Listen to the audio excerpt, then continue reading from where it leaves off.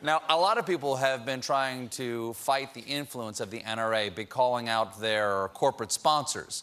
And it's been working. In the last week, United Airlines, Best Western, MetLife, and at least a dozen other companies have canceled discounts and perks for NRA members.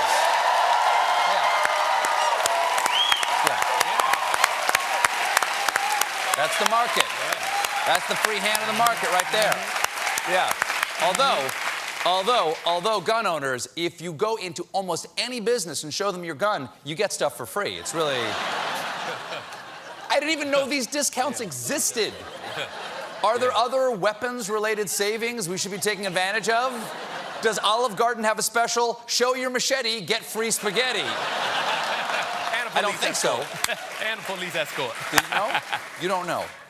But some companies are resisting. For example, calls to divest from the NRA fell on deaf ears at FedEx, which offers members up to 26% discounts on their package costs. Well, FedEx loves the NRA, which explains their new slogan, gun owners frustrated by high shipping costs, don't go postal, go FedEx. Well, yeah. What's going on? Oh, the 2018 Winter Olympics are over. Did you guys catch any of the, yeah. That didn't catch much yet, yeah. It's over. They've put Johnny Weir back into his velvet-lined box to keep him pristine until 2022. Trump sent a delegation to the closing ceremonies led by first daughter Ivanka Trump, seen here carrying on the proud Trump family tradition of getting something she did not earn. Actually... That's in the tradition.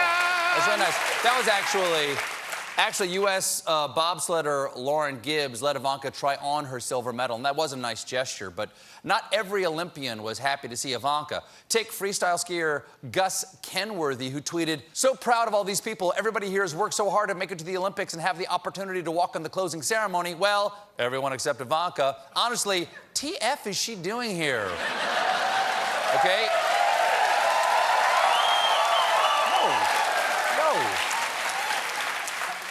That's a fair question. Tiger friend is Ivanka doing here? Was it in her unofficial capacity as Donald Trump's daughter, or was it in her official capacity as senior White House Donald Trump's daughter?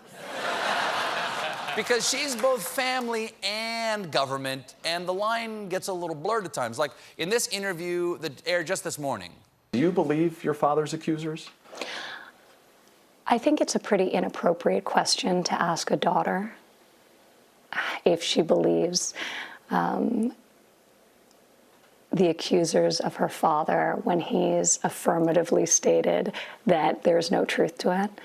I don't think that's a question you would ask many other daughters. But Ivanka, you're not many other daughters. You are the only daughter in U.S. history to officially serve in her father's administration.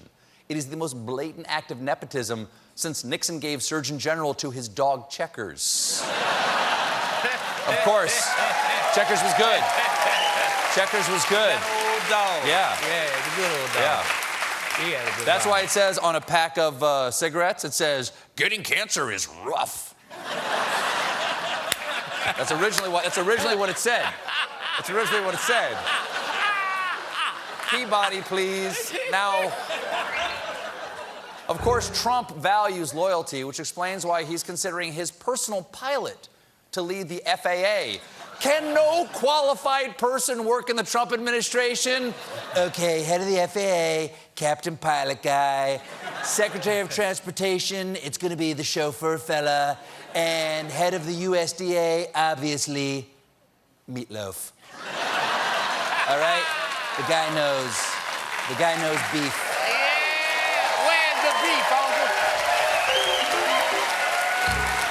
Nothing like him. That's nothing like him.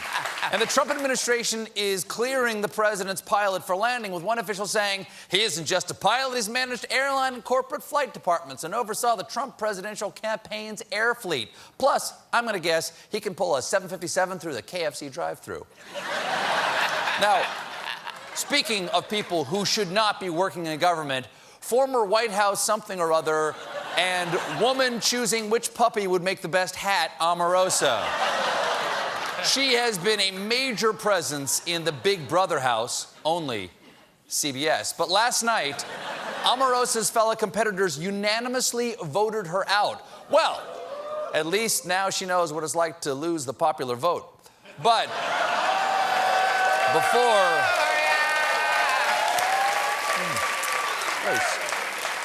But before going, Omarosa described the feeling she had of being let go from the White House. I feel like I just got freed off of a plantation.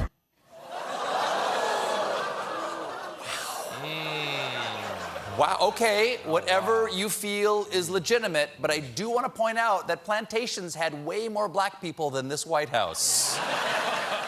I'm excited to ask her about it in person because Omarosa is going to be here on The Late Show this Wednesday. Because whenever somebody gets voted off Big Brother, they come right here.